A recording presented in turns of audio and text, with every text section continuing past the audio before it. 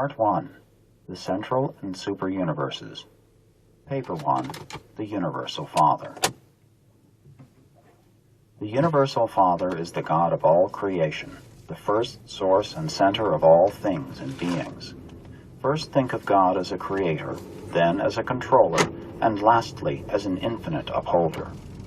The truth about the Universal Father had begun to dawn upon mankind when the prophet said, "You, God, are alone. There is none beside you. You have created the heaven and the heaven of heavens with all their hosts. You preserve and control them. By the sons of God were the universes made. The Creator covers himself with light as with a garment and stretches out the heavens as a curtain." Only the concept of the Universal Father, one God in the place of many gods, enabled mortal man to comprehend the Father as divine creator and infinite controller. The myriads of planetary systems were all made to be eventually inhabited by many different types of intelligent creatures, beings who could know God, receive the divine affection, and love him in return. The universe of universes is the work of God and the dwelling place of his diverse creatures. God created the heavens and formed the earth. He established the universe and created this world not in vain. He formed it to be inhabited. The enlightened worlds all recognize and worship the Universal Father, the eternal maker and infinite upholder of all creation. The will creatures of universe upon universe have embarked upon the long paradise journey, the fascinating struggle of the eternal adventure of attaining God the Father. The transcendent goal of the children of time is to find the eternal God, to comprehend the divine nature, to recognize the Universal Father. God-knowing creatures have only one supreme ambition, just one consuming desire, and that is to become as they are in their spheres, like him as he is in his paradise perfection of personality, and in his universal sphere of righteous supremacy. From the Universal Father who inhabits eternity, there has gone forth the supreme mandate, "Be you perfect, even as I am perfect." In love and mercy, the messengers of paradise have carried this divine exhortation down through the ages and out through the universes, even to such lowly animal-origin creatures as the human races of Urantia. This magnificent and universal injunction to strive for the attainment of perfection of divinity is the first duty and should be the highest ambition of all the struggling creature creation of the God of perfection. This possibility of the attainment of divine perfection is the final and certain destiny of all man's eternal spiritual progress. Urantia mortals can hardly hope to be perfect in the infinite sense, but it is entirely possible for human beings, starting out as they do on this planet, to attain the supernal and divine goal which the infinite God has set for mortal man. And when they do achieve this destiny, they will, in all that pertains to self-realization and mind attainment, be just as replete in their sphere of divine perfection as God himself is in his sphere of infinity and eternity. Such perfection may not be universal in the material sense, unlimited in intellectual grasp, or final in spiritual experience, but it is final and complete in all finite aspects of divinity of will, perfection of personality motivation, and God consciousness. This is the true meaning of that divine command, "Be you perfect, even as I am perfect," which ever urges mortal man onward and beckons him inward in that long and fascinating struggle for the attainment of higher and higher levels of spiritual values and true universe meanings. This sublime search for the God of universes is the supreme adventure of the inhabitants of all the worlds of time and space.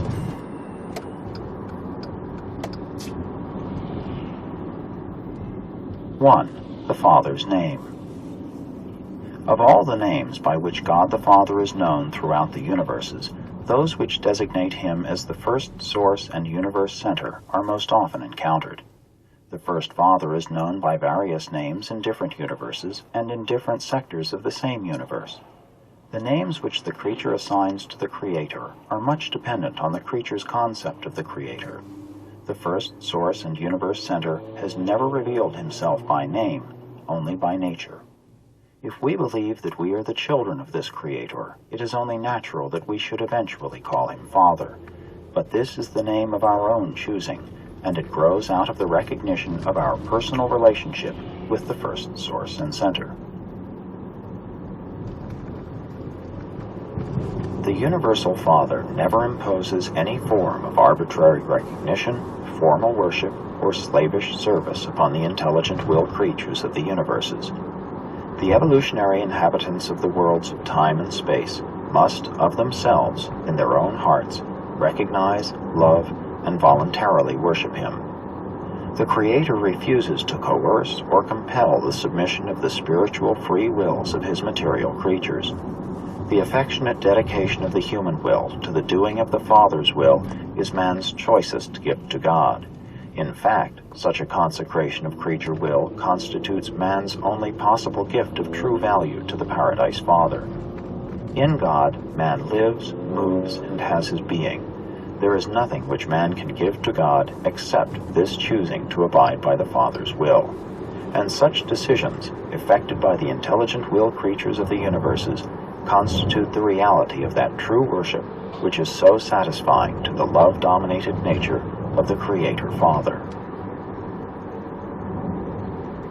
When you have once become truly God-conscious, after you really discover the majestic Creator and begin to experience the realization of the indwelling presence of the Divine Controller, then, in accordance with your enlightenment, and in accordance with the manner and method by which the Divine Sons reveal God, you will find a name for the Universal Father which will be adequately expressive of your concept of the first great source and center.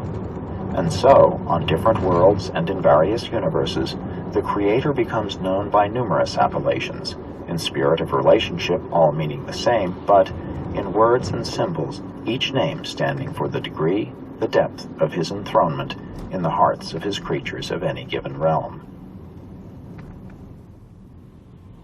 Near the center of the universe of universes, the Universal Father is generally known by names which may be regarded as meaning the first source.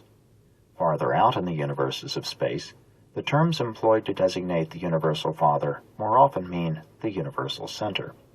Still farther out in the starry creation, he is known, as on the headquarters world of your local universe, as the first creative source and divine center. In one nearby constellation, God is called the Father of Universes, in another, the Infinite Upholder, and to the east, the Divine Controller. He has also been designated the Father of Lights, the Gift of Life, and the All-Powerful One.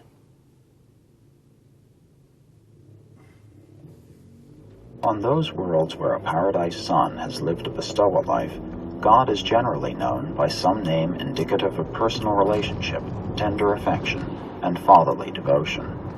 On your constellation headquarters, God is referred to as the Universal Father, and on different planets in your local system of inhabited worlds, he is variously known as the Father of Fathers, the Paradise Father, the Havana Father, and the Spirit Father. Those who know God through the revelations of the bestowals of the Paradise Sons eventually yield to the sentimental appeal of the touching relationship of the Creature-Creator Association and refer to God as our Father. On a planet of sex creatures, in a world where the impulses of parental emotion are inherent in the hearts of its intelligent beings, the term Father becomes a very expressive and appropriate name for the eternal God. He is best known, most universally acknowledged on your planet Urantia, by the name God. The name he is given is of little importance. The significant thing is that you should know him and aspire to be like him. Your prophets of old truly called him the everlasting God and referred to him as the one who inhabits eternity.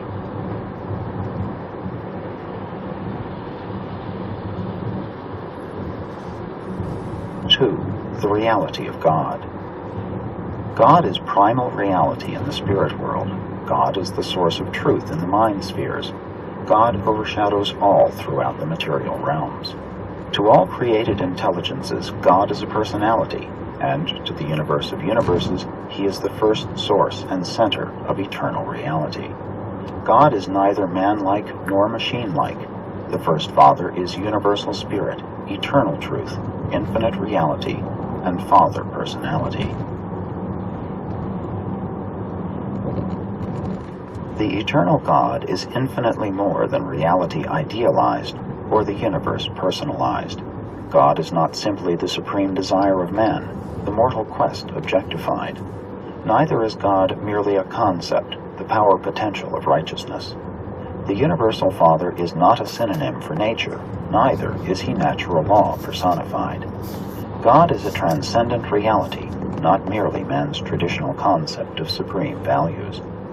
God is not a psychological focalization of spiritual meanings, neither is he the noblest work of man. God may be any or all of these concepts in the minds of men, but he is more. He is a saving person and a loving Father to all who enjoy spiritual peace on earth and who crave to experience personality survival in death. The actuality of the existence of God is demonstrated in human experience by the indwelling of the divine presence, the spirit monitor, sent from paradise to live in the mortal mind of man, and there to assist in evolving the immortal soul of eternal survival. The presence of this divine adjuster in the human mind is disclosed by three experiential phenomena. 1. The intellectual capacity for knowing God, God consciousness. 2. The spiritual urge to find God, God seeking. 3. The personality craving to be like God, the wholehearted desire to do the Father's will. The existence of God can never be proved by scientific experiment or by the pure reason of logical deduction. God can be realized only in the realms of human experience. Nevertheless, the true concept of the reality of God is reasonable to logic, plausible to philosophy, essential to religion, and indispensable to any hope of personality survival. Those who know God have experienced the fact of his presence. Such God-knowing mortals hold in their personal experience the only positive proof of the existence of the living God which one human being can offer to another. The existence of God is utterly beyond all possibility of demonstration, except for the contact between the God consciousness of the human mind and the God presence of the thought adjuster that indwells the mortal intellect and is bestowed upon man as the free gift of the universal Father. In theory, you may think of God as the Creator, and he is the personal creator of paradise and the central universe of perfection, but the universes of time and space are all created and organized by the paradise core of the Creator's sons. The universal Father is not the personal creator of the local universe of Nebadon. The universe in which you live is the creation of his son Michael. Though the Father does not personally create the evolutionary universes, he does control them in many of their universal relationships and in certain of their manifestations of physical, mindal, and spiritual energies. God the Father is the personal creator of the paradise universe and, in association with the eternal Son, the creator of all other personal universe creators.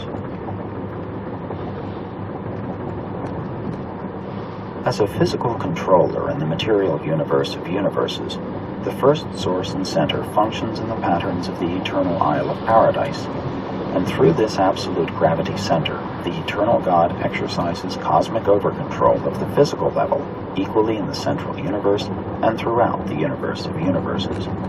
As mind, God functions in the deity of the infinite Spirit.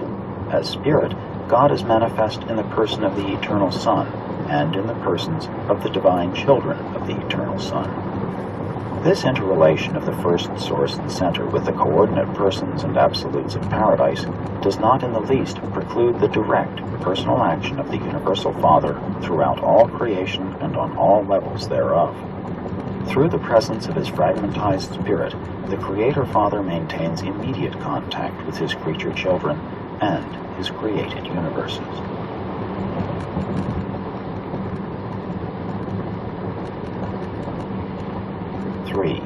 God is a universal spirit. God is spirit. He is a universal spiritual presence. The universal Father is an infinite spiritual reality. He is the sovereign, eternal, immortal, invisible, and only true God. Even though you are the offspring of God, you ought not to think that the Father is like yourselves in form and physique, because you are said to be created in His image, indwelt by mystery monitors dispatched from the central abode of His eternal presence. Spirit beings are real, notwithstanding they are invisible to human eyes, even though they have not flesh and blood.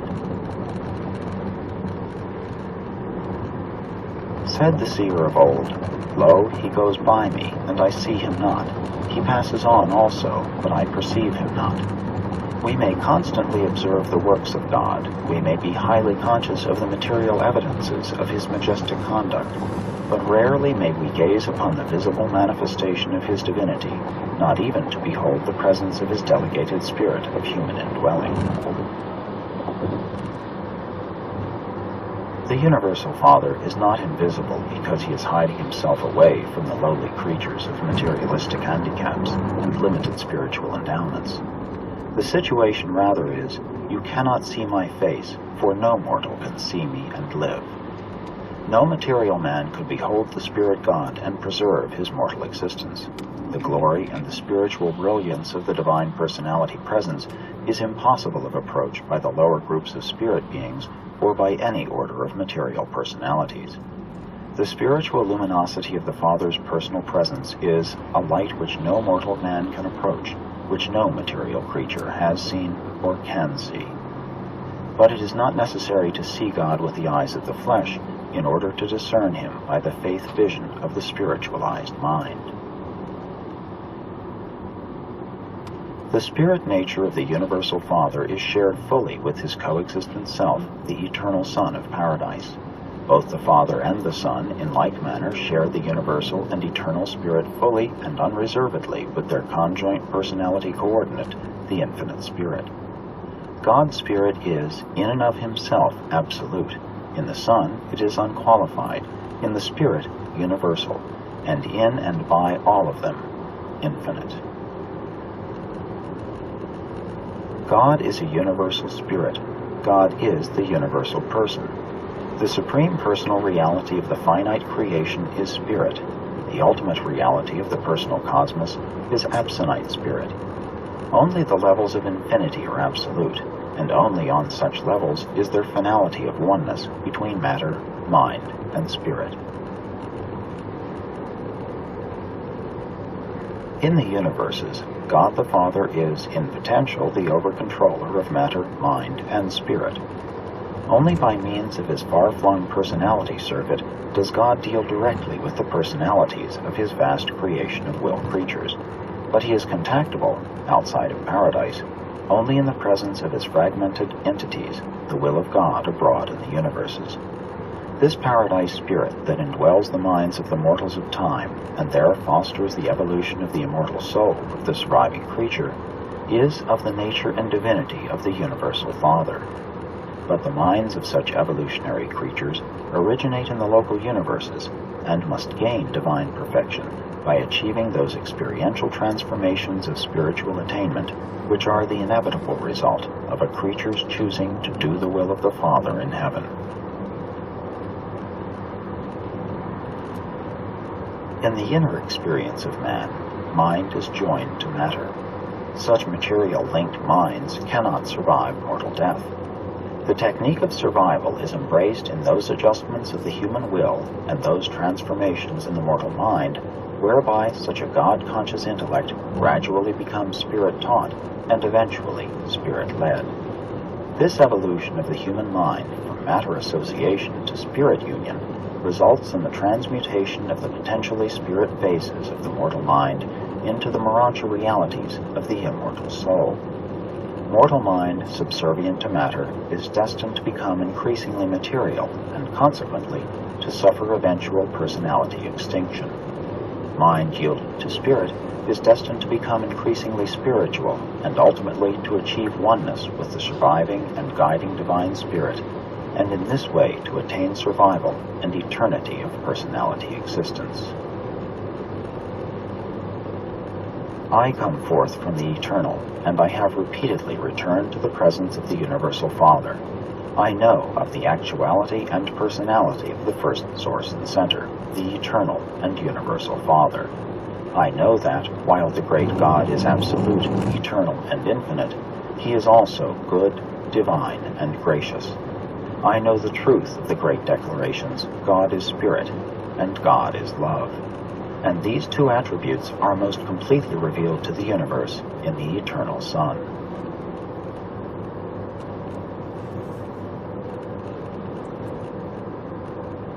4. The mystery of God. The infinity of the perfection of God is such that it eternally constitutes him mystery, and the greatest of all the unfathomable mysteries of God is the phenomenon of the divine indwelling of mortal minds. The manner in which the Universal Father sojourns with the creatures of time is the most profound of all universe mysteries. The divine presence in the mind of man is the mystery of mysteries. The physical bodies of mortals are the temples of God, notwithstanding that the sovereign Creator Sons come near the creatures of their inhabited worlds and draw all men to themselves, though they stand at the door of consciousness and knock and delight to come in to all who will open the doors of their hearts. Although there does exist this intimate personal communion between the Creator Sons and their mortal creatures, nevertheless, mortal men have something from God himself which actually dwells within them. Their bodies are the temples thereof. When you are through down here, when your course has been run in temporary form on earth, when your trial trip in the flesh is finished, when the dust that composes the mortal tabernacle returns to the earth whence it came, then it is revealed, the indwelling spirit shall return to God who gave it. There sojourns within each moral being of this planet a fragment of God, a part and parcel of divinity. It is not yet yours by right of possession, but it is designedly intended to be one with you if you survive the mortal existence. We are constantly confronted with this mystery of God. We are nonplussed by the increasing unfolding of the endless panorama of the truth of his infinite goodness, endless mercy, matchless wisdom, and superb character. The divine mystery consists in the inherent difference which exists between the finite and the infinite, the temporal and the eternal, the time-space creature and the universal creator, the material and the spiritual, the imperfection of man and the perfection of paradise deity.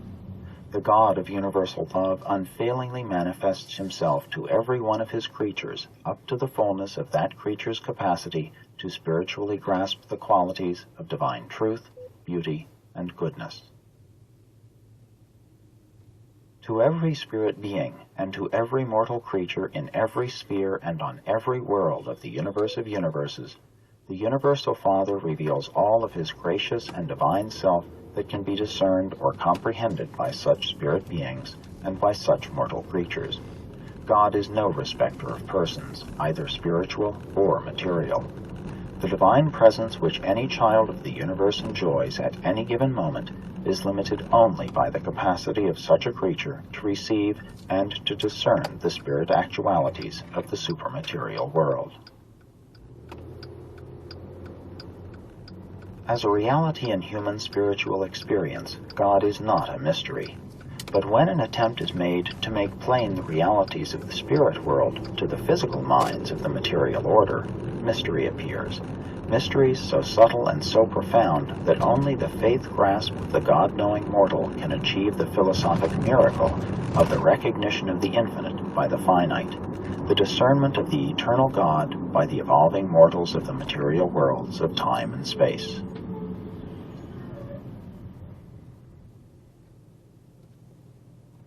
Father,